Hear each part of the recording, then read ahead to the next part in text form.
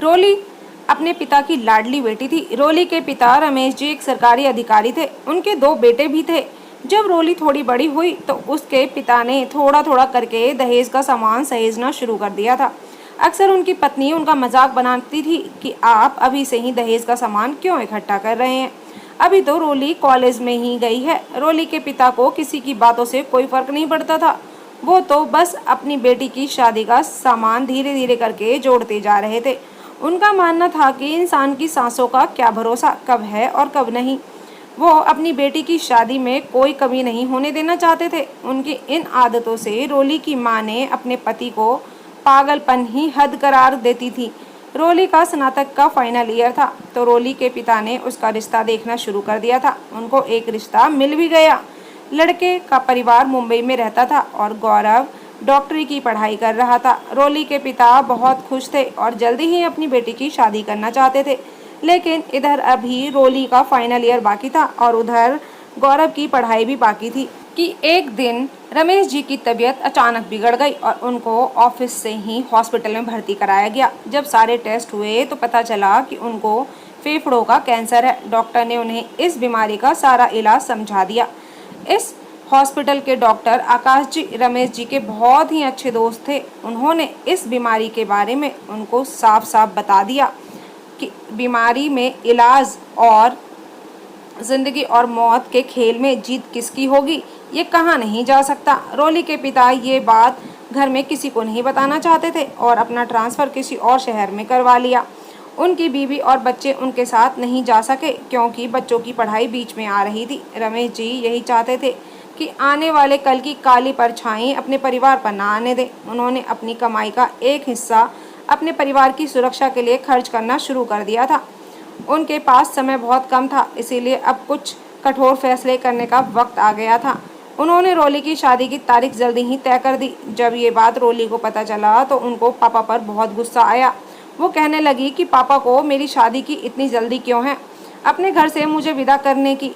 उसने अपनी नाराज़गी दिखाते हुए अपने पापा से बातचीत ही बंद कर दी। रोली के पिता के पास समय कम था और वो इस बात की भनक अपनी बेटी तक नहीं पहुंचने देना चाहते थे। शादी के लिए उनके भाई हॉस्टल से भी आ गए।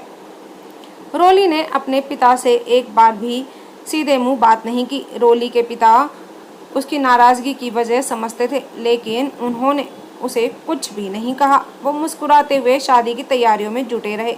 शादी का 4 दिन का फंक्शन था और रोली के पिता ने एक पल के लिए भी चैन की सांस नहीं लिया था। वो पूरे समय तैयारियों में लगे रहे जिससे शादी में कोई कमी ना रह जाए।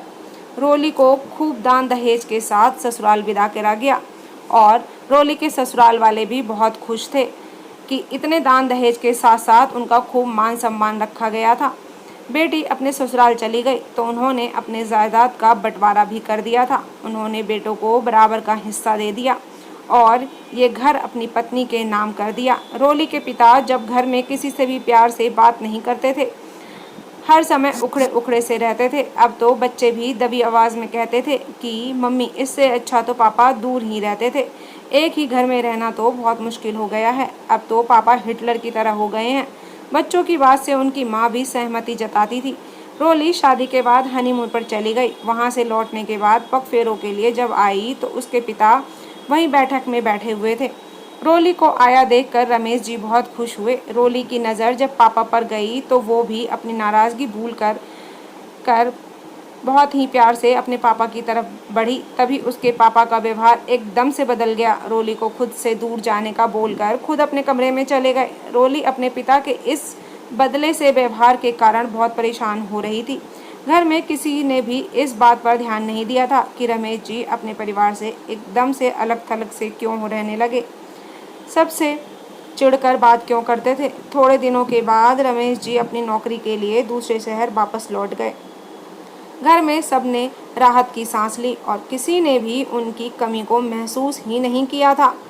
समय के साथ रमेश जी ने भी अपनी बीमारी के आगे घुटने टेक दिए। वो एक बार फिर हॉस्पिटल के बिस्तर पर आ गए थे। डॉक्टर ने उन्हें बताया कि अब तुम्हारी बीमारी का कठिन दौर शुरू हो गया है। अपने घर से किसी को अपने पास बुला लो। रमेश जी ने साफ साफ बोल दिया था कि मेरी एक इच्छा है आकाश, मेरी बीमारी के बारे में मेरे परिवार को पता नहीं चलना चाहिए, मेरे मरने के बाद भी नहीं, क्योंकि मैं नहीं चाहता कि मेरा परिवार मेरे मरने के बाद मुझे याद करके रोए। यादें बहुत कड़वी होती हैं, इंसान को हमेशा दुख देकर जाती है और मैं अपने परिवार को किसी भी तरह का कोई दुख नहीं देना चाहता। जब मुझे पता है कि इस बीमारी से मैं कभी ठीक ही नहीं हो पाऊंगा तो उनको तकलीफ क्यों देनी। मैंने उनके लिए इतना कर दिया है कि मेरे बाद उनको किसी भी तरह का कोई दुख या कष्ट नहीं होगा और ना ही मेरी कमी महसूस होगी। आकाश जी एक डॉक्टर होने के साथ साथ रमेश जी के बचपन के भी दोस्त थे, तो वो उनकी भावनाओं को समझ सकते थे। उन्होंने रमेश जी से वादा किया कि वो ऐसा ही करेंगे। रोली के पिताजी का आखिरी समय आ गया था।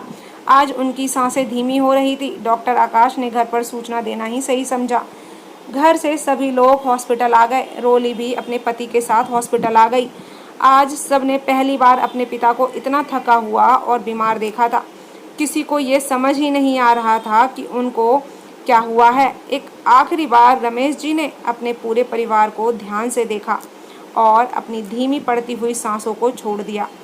हमेशा के लिए उन्होंने अपनी आंखें बंद कर ली थी। हॉस्पिटल की तमाम औपचारिकता को पूरी करने के बाद रमेश जी को घर ले जाने की तैयारी हो रही थी। जब हॉस्पिटल के बिल काउंटर पर बिल पता करने के लिए गए तो उन्होंने बताया कि मरने से पहले ही सारे बिल चुका दिए गए थे। रमेश जी का पूरे रीति रिवाजों से उनका अंतिम संस्कार किया गया था। रोली अपने पिता के जाने के बाद ये नहीं समझ पा रही थी कि उन्होंने जाने से पहले ना तो किसी को कोई सलाह दी और ना ही किसी तरह का कोई बकाया छोड़ा था। ऐसा कैसे हो सकता है। रोली अपने पिता के सबसे करीब थी। उसने फैसला किया कि वह डॉक्टर अंकल से मिलकर सब कुछ पता करेगी। वो डॉक्टर के पास गई और पूछा, क्या हुआ था मेरे पापा को। डॉक्टर आकाश बोले, मैं तुम्हारे पापा से आखिरी बार किए हुए वादे से बंधा हुआ हूँ बेटा, लेकिन तुम्हारे पापा ने मुझे एक डायरी दी थी। कहा था जाने के बाद इस डायरी को नष्ट कर देना, लेकिन मैं कर नहीं सका। मेरे दोस्त की आखिरी निशानी है मेरे पास। आज तुम्हें देखा तो सोच रहा हूँ कि अन्याय होगा। रमेश की ये डायरी तुम्हें सौंपना मेरे लिए ज़रूरी है। रोली डायरी लेकर घर आई। रोली ने उस डायरी को पढ़ना शुरू किया।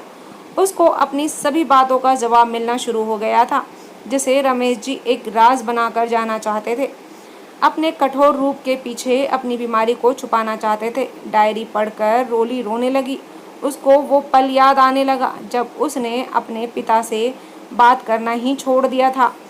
अपनी नाराज़गी जाहिर करने के लिए उसने पिता के साथ आखिरी के उन सुनहरे पलों को भी खो दिया था। आज रोली को अपने पिता की कमी महसूस हो रही थी।